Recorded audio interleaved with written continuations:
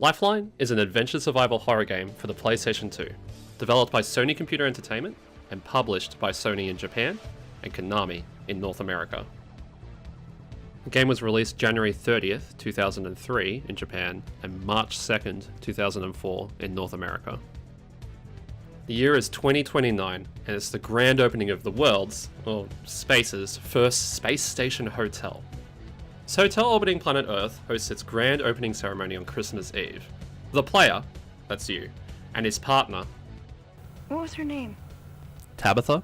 Rhonda. No, wrong name. That was Michelle? Michelle. No, wrong name. Rebecca? Choose Rebecca. No, that's not it. Rachel? Girl, Rachel. Wrong. Caroline? Caroline. No, that's not it. It was three Rio? syllables. Oh, right. Naomi. I didn't say Naomi! Oh yes, Naomi. Well, you and Naomi are attacked by some mysterious creatures, and you're left wounded. You wake up in a monitor control room, unable to move. By observing the monitors, you find a waitress by the name of Rio locked up in a cell. She contacts you through an earpiece and asks you to unlock the door. This starts a grand adventure full of teamwork, monsters, mystery, and lots of yelling into a microphone. Welcome to Resident Evil in Space. Why talk about this game? I want to talk about this game because of how unique it is. This game uses a SingStar mic, or this in my case, for a microphone, for almost all of its actions. Not only does it work surprisingly well, but the ideas that are used to explore the system are interesting and fun. Some of these features are flawed, but we'll get to those a little bit later. Let's start with how the game is played. First, you need to be this far away from the microphone, and you better get those lips ready. Then it mostly centers on one button. Other functions include, got X, which is cancel, circle, which is activate speech, triangle doesn't actually do anything, square is affirmative, R1 is open up your inventory, and L1 is check the map. So you can see that this game really does center around one button, which is the voice activation button. Now I need to break down how this voice system in the game actually works. What it wants you to do is guess what the items are that are flashing on this screen with these orange circles. The idea is you say something along the lines of, look at the green vase, and one of two things should happen. Number one, Rio identifies what you want checked and looks and describes the item. Or number two, you get close enough to describing the item that Rio will say, do you mean this? And give you the title of the item so that you may try again with the correct phrasing. The system is flawed, and if it had minor changes, the game would be vastly improved. But I'll get into that later. Now, as far as I can tell, the game uses pitch and tone to work out what you're trying to say, and seeks out a close approximation. This means you could say wife wine instead of lifeline, and have it still work. In my opinion, I think this system overall helps recognize what you're trying to say maybe 80% of the time. The trade-off being that you might have to repeat yourself several times for specific words if it can't pick it up properly. Sometimes you need to be careful with what you try to describe based on your location. For example, trying to look at this dress in a room that also contains a dresser may result in you accidentally jumping in between the two locations. This game has combat. I know, right? In fact, it has heaps of combat. Now, the enemy variety isn't huge, but each enemy has different targeting locations that you can interact with. Abusing these locations or timing an attack at a certain location can also lead to a quick kill. Sometimes it's more advantageous to shoot the head or the eyes on one monster, but then a completely different area on a different monster. By not letting go of the voice button, you have the ability to hold onto a command. This comes in handy mostly in combat. By timing a specific attack at a specific location, you can do some really good damage. I feel like combat in the game, for the most part, is pretty good. There's a boss later in the game that is just absolutely horrible. It involves targeting every single area of the body at specific times while also dodging attacks. While cool in concept, with the lag it takes for the voice recognition system to work, along with the reaction speed of Rio and misinterpretations of things you've said, it really could have been handled better.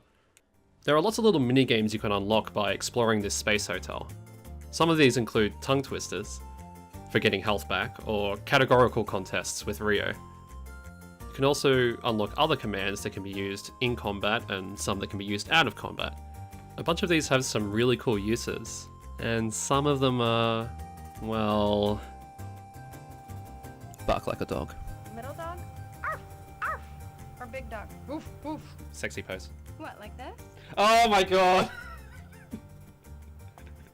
Zoom in. Okay, that's enough of that. Okay, that's enough of that. Okay, that's enough of that. Healing in this game is very limited. You use these healing capsules to regain health, but they're limited and it's very easy to accidentally drink one. The other way to gain health is to do tongue twisters with Rio after you've found the seashells command. The tongue twisters in this game are really fun and mostly responsive. The only problem is that you have to do 3 of them in a row without failing to get only a portion of your health back. If I could change this system, I would make it so you get a proportional amount back based on how many of the tongue twisters you get right.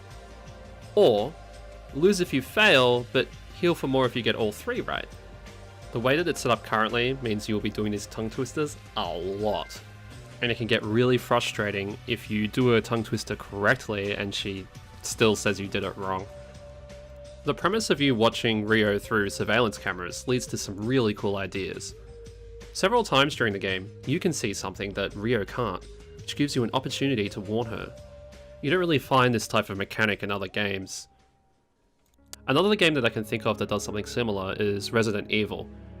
Several times during that game, the player can't see something, but the character can. And the system that Lifeline uses is a good inversion of that concept. Now the story is... well, there's a reason I call it Resident Evil in space. Did you think that this game, that's set on a hotel in space, ends in a laboratory? Laboratory? Laboratory? Laboratory? Why, you're in Dexter's laboratory, silly. Oh, thanks Dexter. But of course it does, why wouldn't it? Philosopher's Stones? Sure. Oh wait, Americans might watch this. Sorcerer's Stone. Fish people? Absolutely. Love being the ultimate password to self-destruct? You betcha. I love how silly the story gets, and it takes itself seriously just enough to make it funny and interesting. Kristen Miller is a fantastic voice actress and does a great job playing Rio in this game. She brings across a great deal of emotion, compassion, and sassiness that just fits her perfectly. There are a lot of asshole men in this game, and by a lot, I mean almost all of them.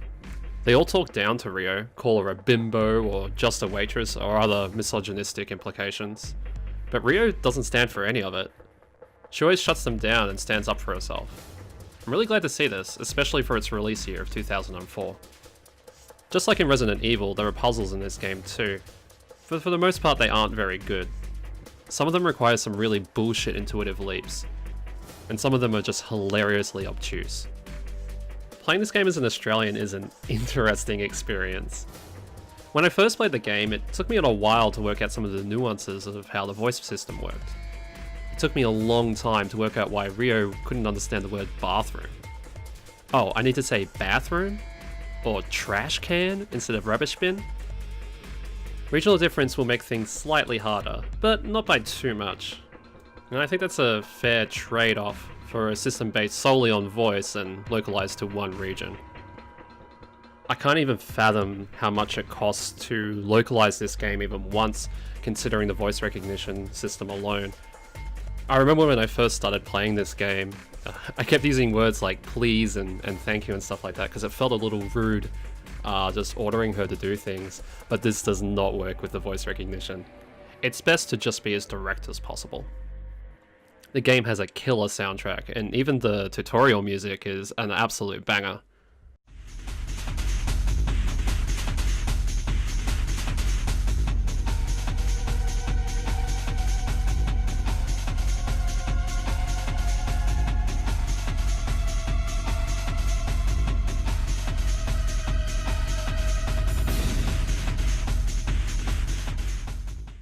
I haven't heard of any other games with this sort of setup, but I'd love to see some developer tackle this in the future.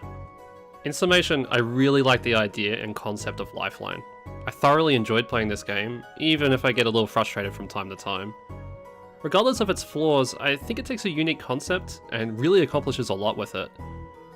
I hope a video like this might get some people to try it out and have some fun too.